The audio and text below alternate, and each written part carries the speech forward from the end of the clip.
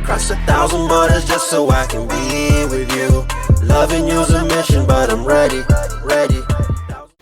Hey yo, welcome once again to another edition of Ollie and Angie. Angie and Ollie, actually, to be honest, ladies first. So this is our weekly drop of a video. We're excited to be able to do this relationship series and just relationship videos in general. So we've been involved in relationships for a very, very long time, and especially now, probably being able to put it on video makes it a lot cooler. It's been a steep learning curve to do videos and stuff, but hey, we're here. So not steep for you though. What do you mean? You've been good, like being in front of the camera. Yeah.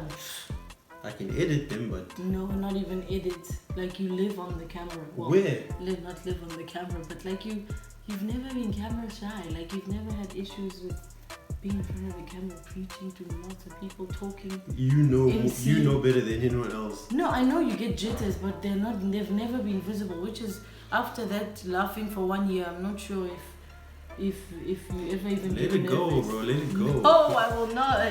That was dodgy.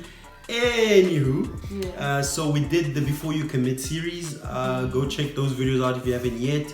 Before that, we did a mixed relationship goals series. Go and check that out as well. Yeah. We've dropped a couple tip videos and a couple challenges. She cut my hair.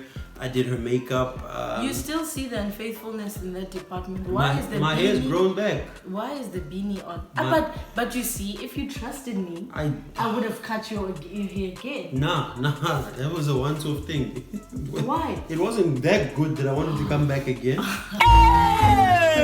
Wow. You said my makeup was good, but would you let me do your makeup again? No, I didn't tell you your thing. I told you I looked ghosty. It was okay. I didn't tell you good. Don't promote yourself, brother. Anywho, check those out. Don't forget to subscribe. Click the like you could button. Be higher than doves.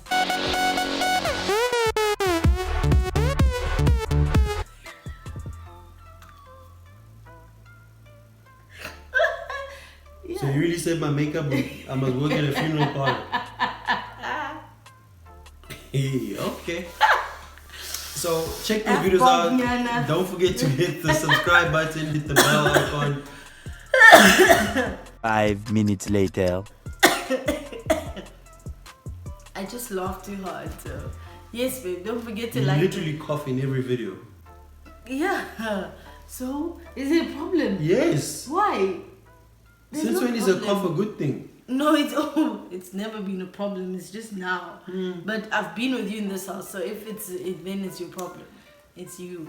Anyway, let's just get straight into it. So we did a video last week on questions. We were answering questions that were submitted via the comment section, as well as people that have slid into the DMs. So we had a bunch, mostly into hers, none into mine, so it's still mostly hers. But it's fine. I'm just kidding.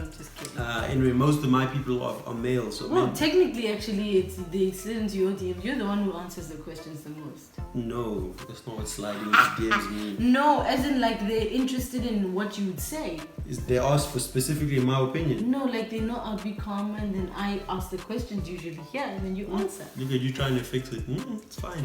You guys don't want to slide in my DMs, that's okay. I don't mind. They don't slide on his DMs. Don't. Jesus is Lord! So yeah, let's get straight into more questions and answer them as best as we can. Disclaimer, our opinions, our views based on our experiences and our realities. So you may not agree with every answer. It's okay. It's okay. Let us know in the comment section if you agree or disagree. Let us know if you agree. We like that as well. Let's go. Question number 1. Okay, question number 1. Okay, should a woman set aside her goal or her vision to support her husband's? Only if you want to. What did you say? I know all the church folk are like, what? The man is the head of the household. I myself was saying, huh? Now look. I'm one of those. Very, very simply put, right? The whole concept of a man being designated by God as a leader, right? Leadership is influence. It's not forced. Good. Right? Anytime someone imposes leadership on you, that's dictatorship. right? And many people feel I'm a great leader because I'm forcing people to do what I want them to do. Yeah. That's not it. Leadership is influencing someone, and you're not influencing someone by beating them, by putting things in place, ultimatums. Exactly. That's weak leadership. That's not even leadership. That's dictatorship. A real leader, it's a real problem. A real leader will provide you with a vision, a direction, and a goal that you then need to buy into. That's And then you make a decision to follow that person, yeah. right? Where they're going. So should you be in a situation where your husband says, look, we need to pursue this, There's no vision. yeah, and that person needs to be man enough to present you the vision. Be like, this is the reason why I would like you to do X and Y. This is the reason why I think it's better we do it this way. And it's a discussion, right? And not discussion as in Do that. do this, do that, but it's more to say, look, this is what I think is best for us. This is what I think is best for our family. And if you agree, then by all means, then it becomes your decision to let go of certain things for that to be something that happens. But someone can't pull up into your life and be like, you need to quit your job, you need to stop playing music, you need to stop doing this, Yeah. and they can't provide you a valid reason as to why. That is very dodgy and very dictatorship-like, Yeah. and it's not leadership, Yes. right? Actually, but I do think that a great leader that you're talking about, or a person, a man with great vision, actually does consider what a woman's dream, what she desires. They do consider and they nurture that. I mean, I've seen that with my husband.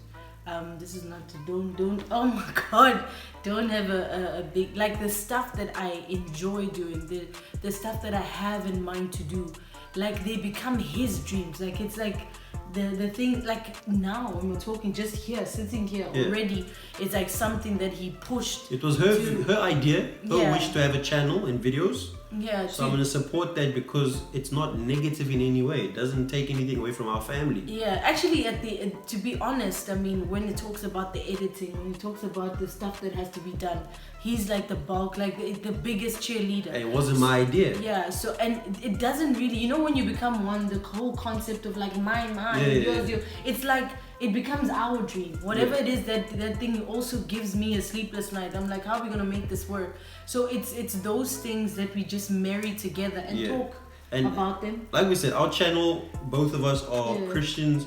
Our worldview is Christian, so we base a lot of what we understand about relationships and marriage on what the Bible says, right? I want you guys to, I encourage you to go check out Proverbs 31. Some of you may already know it. Please go check it out. There's also a poem that Genetics IKZ did on Proverbs 31. Go check that out. And it speaks about a virtuous woman, right? And what she does. She's conducting business at the gate. She's doing a lot of things, and I'm not going to get into the biblical interpretation of what that text is, but definitely go check that out. Besides that, the commission of husbands love your wives, right? In the Bible, it says as Christ loved the church, right? So number one, Christ loved the church to death, and when Christ pulled up, he gave people a choice, right? There are two paths in front of you, life and death. Choose life. It's a suggestion, it's a recommendation. Jesus could have pulled up, guns blazing, angels, forced us all to believe. You know, even salvation is a choice. So everything is even in relationship, don't be forced into anything. Yeah. Everything must be a choice because a vision has been presented, and you agree with that vision and you run with it. Oh my God! Wow! So next question. Okay, so that one has been answered. So now, okay, this one. Okay, this was a scenario. Sorry, I needed to break it down into a question. Okay. The person, the husband or the man is relocating to another country, right? And the girl is in another place. You move from that particular country to somewhere else. Yeah. And she doesn't want to relocate, but now the business opportunity and the business thriving for the man to be able to be successful is in another country. So now how do they decide? They're not actually married, but they're in a serious relationship, but wanting, like, there's confusion. Like I you know, look, I don't know if I should go with this man. I don't want to go back there. So I don't think it's a big deal for two main reasons, right? Reason number one, right, is based on what we just answered before.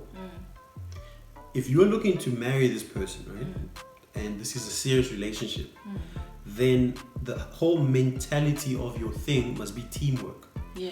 And in teamwork, it's what will make us win better together. Yeah. I could be a midfielder saying, I need to score the goal, but it's not about me. Yeah. It's about what is the easiest way for us to win this game. Sometimes it means for me to be on the bench. Yeah. Because there's a better player that can win for the team. Yeah. So if your mentality is not thinking team yet, it's going to always be very difficult because it's always I versus him, my dreams versus his dreams. And already if that's kind of the conversation you're having, it's an indication that your thought process is not yet a combined one, and it's not a us thing yet. Because if I'm thinking that, I know, I've told Angela this, right? If she records an album and she blows up and she becomes, I am quitting everything. I am becoming the most supportive road manager ever. Like, I'm selling CDs at the entrance, I'm doing ticketing, I'm printing t-shirts, because we're making money here as a couple, you know? This is the place where we can ball the most. I'm homeschooling the kids, like I'm changing nappies, not because I'm less of a man, but it's a team, right? If she is having the time of her life right now, it makes sense for us to invest everything here, right? Exactly, opposite is wifey can have the job that she loves, which is great, and we obviously want to maintain that. But should I get a chance to become the president of the Congo? What did you say? Become the president of the Congo. I think you have malaria. Right? It's not about me versus him, it's about us, what is best for us right now, you know? And life is not a straight line. You can stop something now and pick it up again later. Exactly. You never know how things turn around. You might relocate there and then come back. You know? It's actually a scenario that I played out in that, because I was thinking to myself as well, if let's say somebody, that opportunity, right, it's a big, there's nothing happening really now for us. The man is struggling here, right? And then you get to say no, and I don't want to go, and then he's like, okay, because I love you, I'm not going to go. You have this very, like, a man who you're gonna have to deal with. No, but it's on both sides. Like, I'm not saying it's the pressure's only on the lady. What I'm saying is both you and the man need to sit down and figure out what is the best win for both of us. Right? So if you say, okay, I want to stay because I have this great job, and your man says, look, I'm not going to leave, I'm going to stay. And then he stays and there's no jobs, it's struggling. Will you down the line be okay with a man that is not able to provide? Because actually either way, it can sway either negative either way. You can accept to go and then things don't really work out as you planned. So it's not that any one decision is better than the other, but the only thing that will make the decision great is if you do it together, right? If it works, great, it worked for both of us. If it doesn't work, let's lick our wounds together and try again somewhere else. But it shouldn't be a me versus you or my dreams versus your dream. As long as you're still speaking like that, there's a bit of a problem. If you see it as a team, say, okay, what is best for our team right now? Maybe that long distance relationship for a moment can work. For a moment. Right? Be like, okay, I'm gonna stay here for a while, you go out there and figure things out. If we hit XYZ milestones, then I will relocate. If XYZ happens, then we agree that you come back. It's a conversation. It doesn't have to be ultimatums and tough stuff. It's important to always talk, hey? Regardless of whether it's... And life is crazy. Like, quick story, my sister was so afraid of relocating from South Africa to Germany. Right? It was a huge transition for her. Like, leaving, she's been with us her whole life, and now she's gonna go to Europe on her own, and she was like nervous about it. But now that she's moved over there, she's having the time of her life. Exactly. But she would have never known that had she just been stuck on, I'm not leaving because this is all I know, this is all I want. But turns out that she didn't know what she was going to get on the other side. Exactly. So be open about it and look at things objectively, as objectively as possible. Alright, so when you do have kids, does love decrease or what? That's what the person said. When you have kids, does it decrease or what? Love doesn't decrease, but life gets hectic.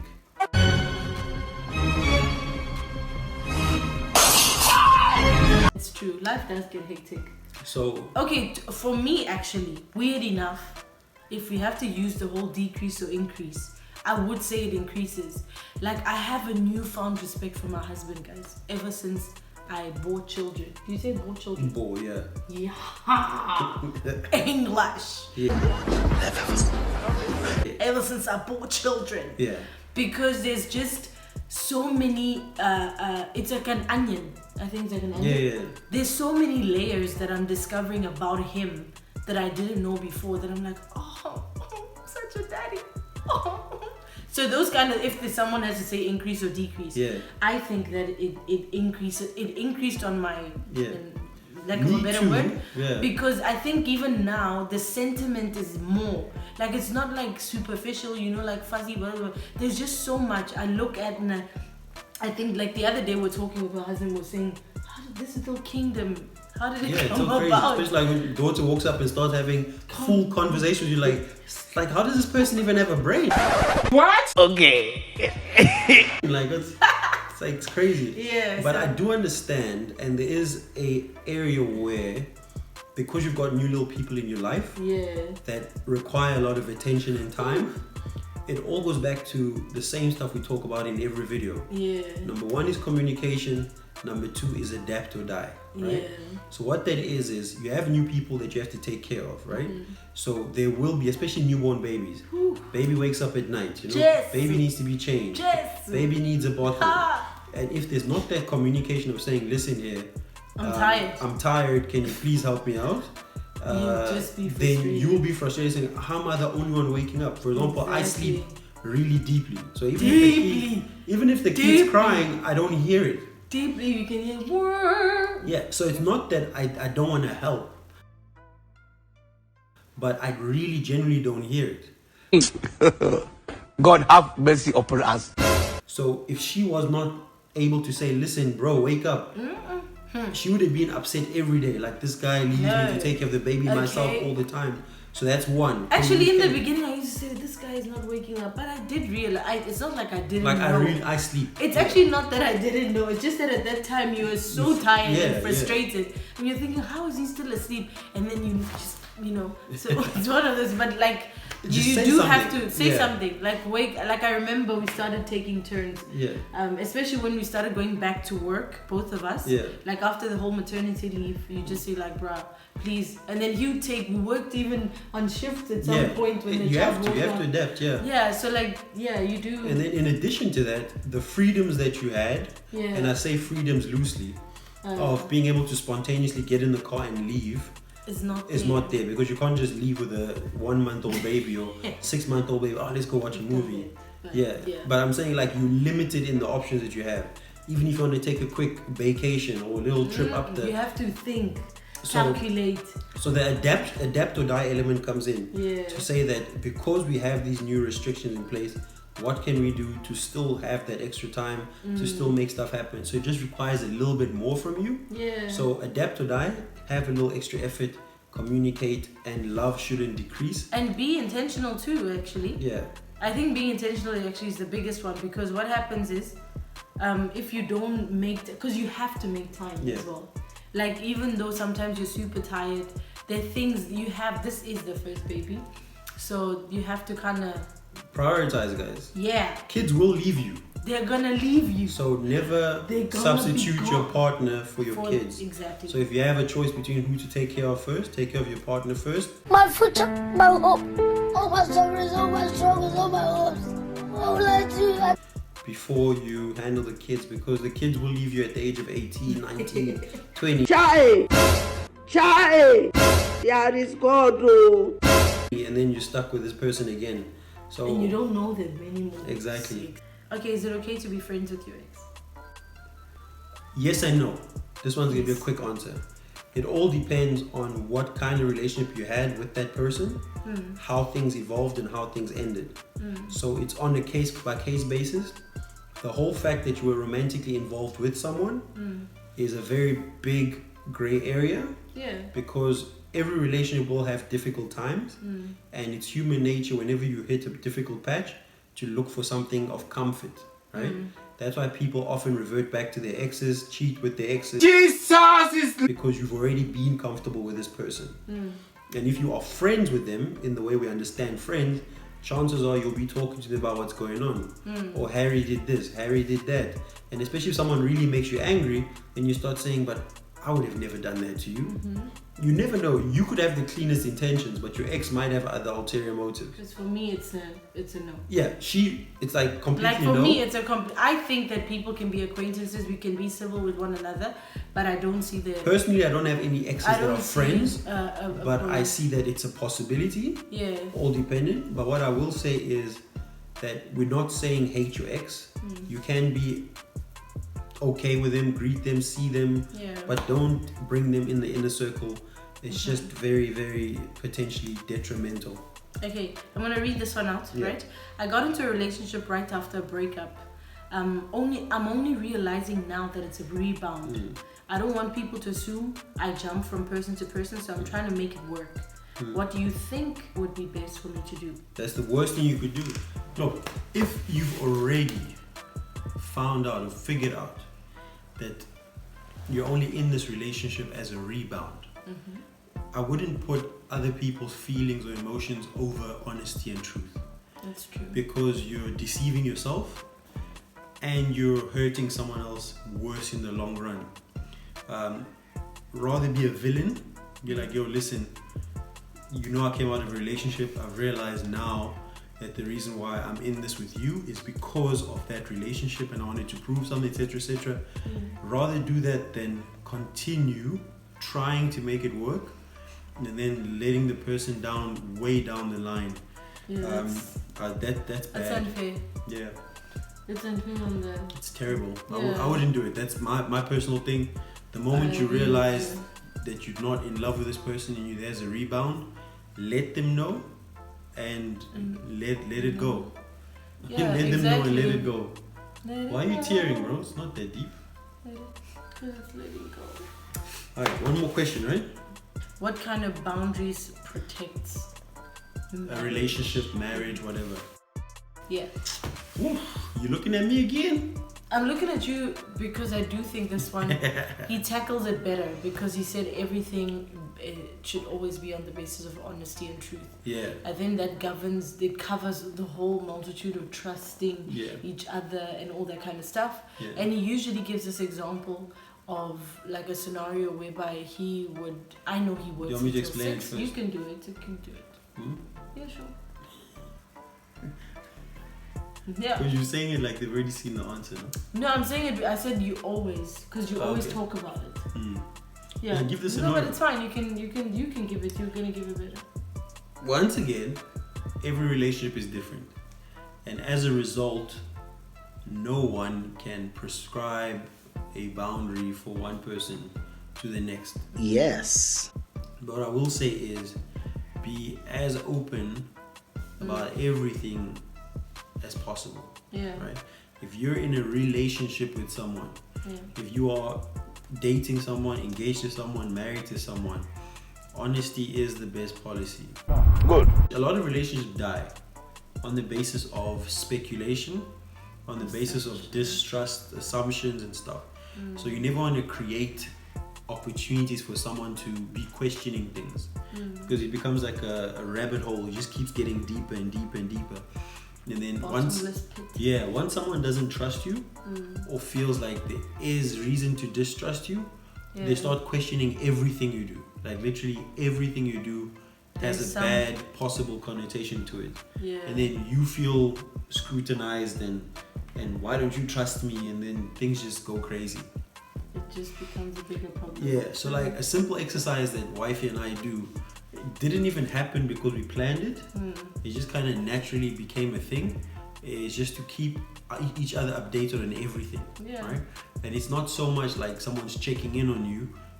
If we do it ourselves spontaneously, then it doesn't feel like someone is monitoring me or checking what I do. Example would be like, wife will be out, she'll see something she likes, she'll text me or call me, yo, I saw this item, can I buy it? It's not because I have all the cars, she's got all the cars, she makes her own money as well. So she could have just bought it if she wanted to. But she just wants me to know that, because it's not like, hey, you came back, oh, new handbag, or new shoes, and I'm like, what's going on? It's I think you mentioned it earlier in the video to just say it's just teamwork. Teamwork. It just makes, because it's our home, it's our finances. Yeah. Okay, I guess people could do stuff differently, but I'm saying when you work together and stuff, it's just simpler to just be transparent. Look, this is my opinion. I don't think it's healthy to be in a married relationship. I'll say married when it comes to finances, because I don't think you should be mixing finances before you're married. Okay, but anyway, I find it very dangerous to have separate financial lives when you're married. And I don't mean you need to have one account that you pour all your money into. But what I mean by separate financial lives is It's like where no one knows what the other person has or doesn't have. So for example, I could be broke and my wife is balling. And no one really knows, and she does stuff with her money that I don't know. She sends money to whoever she sends to, I send to whoever. It's not healthy. It's not that I control what she does with the money she makes, but we just know what's what. Like, she'll take my card. I don't think we even get to the concept of like, that's money you make, that's money I make. We just look like, it's just our money. Okay, it's home. It's our home. So if somebody needs to be bought, be like, okay, cool, buy it, or don't buy it because we need to do that, or maybe look online for something. It's just that type of thing. But going back to the whole question, right, about boundaries, is honesty is your best friend. Yeah, it's true. I think that if you feel like you have to hide something, you probably shouldn't be doing it.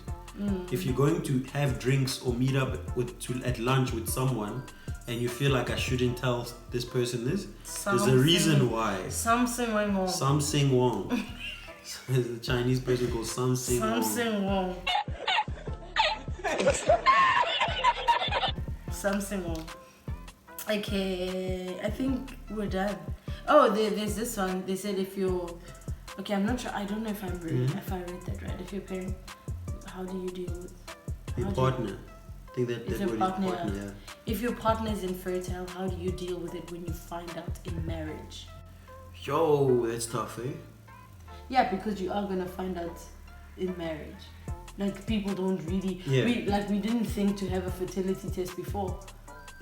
I think maybe this one is it's a difficult question for us to answer because we have 2 kids, and we don't know how it feels to want to have a child and not be able to have a child. So whatever answer we give will be theoretical. But seeing as the question was asked, I will answer it, and I will say it is a theoretical answer and not an answer based on actually having gone through it, right? The first thing I want to mention is, what was the purpose of your marriage? Did you get married to have children?